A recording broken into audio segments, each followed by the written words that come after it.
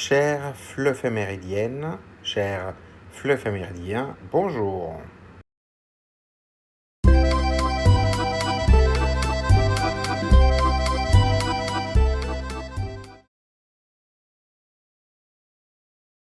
La Journée internationale de la couverture sanitaire universelle rappelle l'engagement des Nations Unies pour garantir à chacun un accès équitable aux soins. Elle souligne l'importance d'un système de santé capable de protéger toute personne, quel que soit son âge, ses revenus ou son lieu de vie.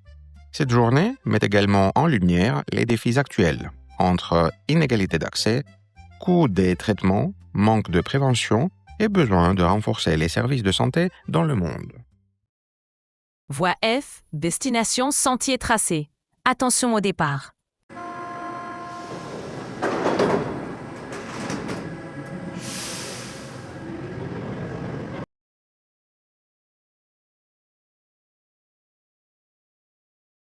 Première question. Avez-vous déjà eu des problèmes pour aller chez le médecin? Par exemple, pas de rendez-vous, pas de médecin près de chez vous ou pas assez d'argent. Qu'avez-vous fait? On peut raconter une petite expérience comme une difficulté à trouver un rendez-vous, une longue attente, un cabinet médical fermé ou trop loin, une visite annulée au dernier moment ou bien un coût plus élevé que prévu. Certaines personnes demandent alors de l'aide à un proche, vont dans un autre centre médical, appellent un numéro d'urgence ou cherchent une solution moins chère.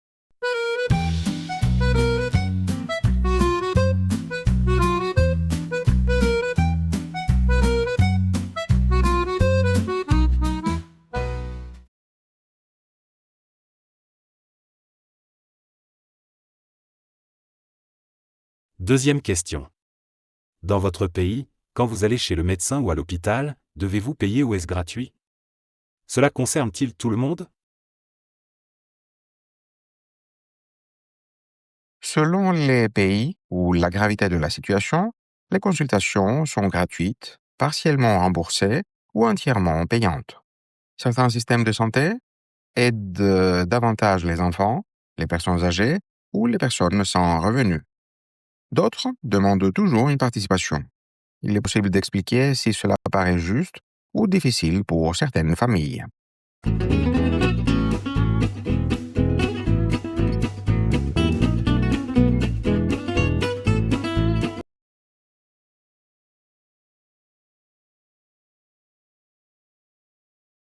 Troisième question. Les médicaments coûtent-ils cher chez vous? En général, combien?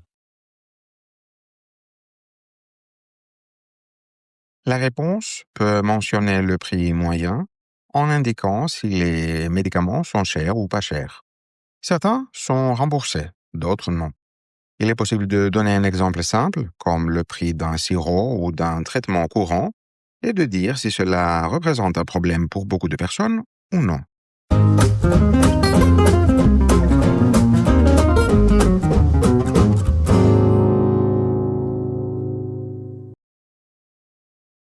Voie L, destination terrain conquis. Attention au départ.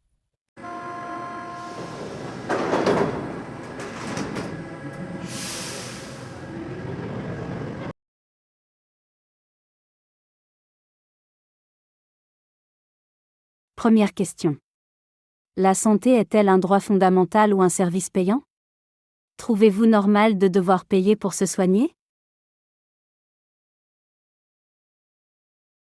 Les apprenants peuvent expliquer si la santé devrait être accessible à tous, quel que soit le revenu, ou si un système payant leur semble justifié. Les réponses peuvent évoquer le rôle de l'État, des assurances et des impôts pour financer les soins, ainsi que les limites d'un modèle entièrement gratuit ou complètement privé. Il est également possible de mentionner les questions d'égalité, de qualité des soins et de solidarité entre les citoyens.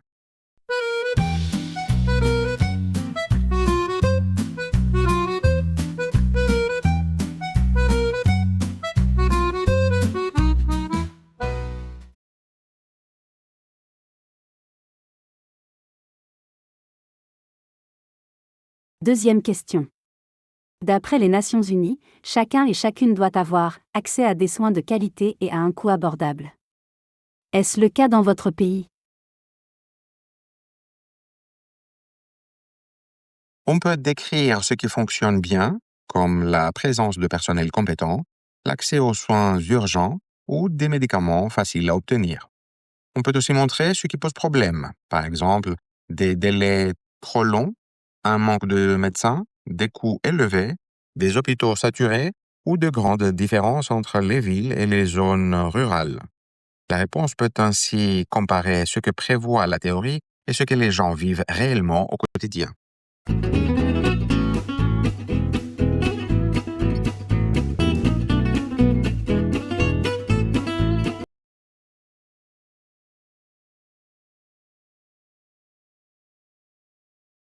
Troisième question.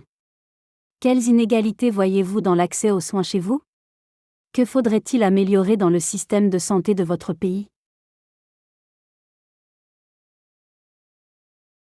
Les inégalités peuvent venir de l'argent, du lieu de résidence, de l'âge, de la situation familiale ou du manque d'informations. Certaines personnes renoncent aux soins parce qu'elles ont peur du coût, d'autres parce qu'il n'y a pas de médecin près de chez elles. On peut ensuite proposer des améliorations comme ouvrir davantage de centres médicaux, renforcer la prévention, élargir les remboursements, mieux soutenir les médecins ou moderniser les hôpitaux.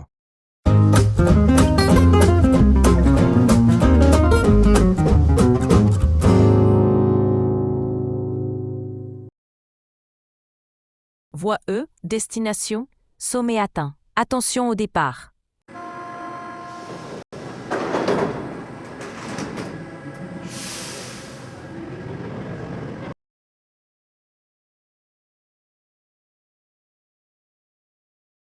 Première question. Selon les Nations Unies, la couverture sanitaire doit accorder la priorité aux femmes et aux enfants, aux adolescents et aux plus vulnérables.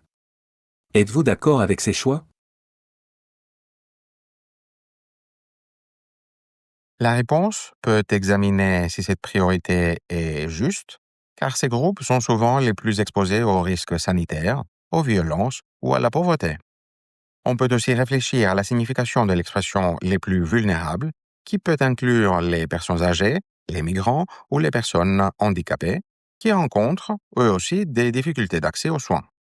L'enjeu est de trouver un équilibre qui permette de protéger en priorité les plus fragiles, tout en garantissant un accès équitable pour toute la population.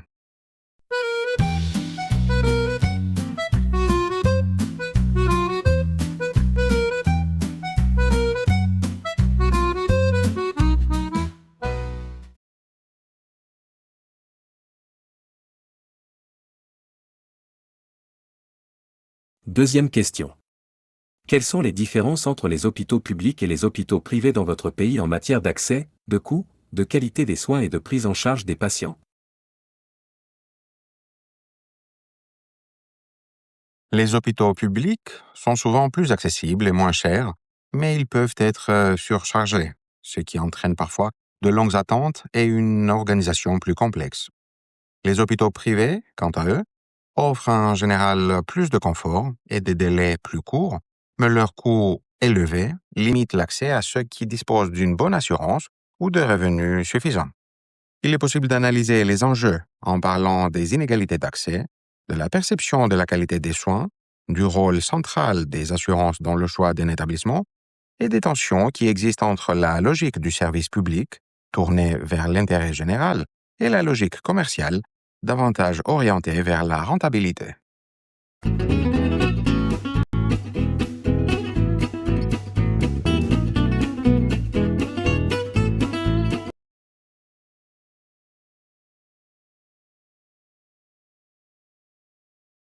Troisième question. Quelle place la prévention devrait-elle occuper dans la couverture sanitaire universelle, qu'il s'agisse d'éducation à la santé, de promotion d'une hygiène de vie, de campagnes de vaccination ou de programmes de dépistage? La prévention réduit les maladies, les hospitalisations et les coûts pour la société. Elle joue un rôle essentiel pour la santé publique car elle permet de dépister plus tôt, d'informer la population, de limiter les comportements à risque et d'encourager des habitudes de vie plus saines, comme une alimentation équilibrée, l'activité physique ou la vaccination. La réponse peut également évoquer certaines limites, comme le manque de moyens, l'insuffisance de formation ou de sensibilisation, ainsi que la résistance d'une partie de la population face aux messages de prévention.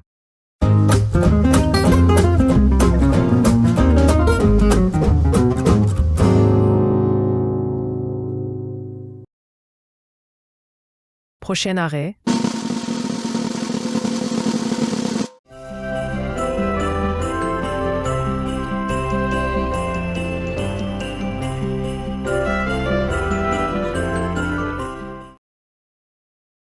Merci d'avoir regardé cette vidéo.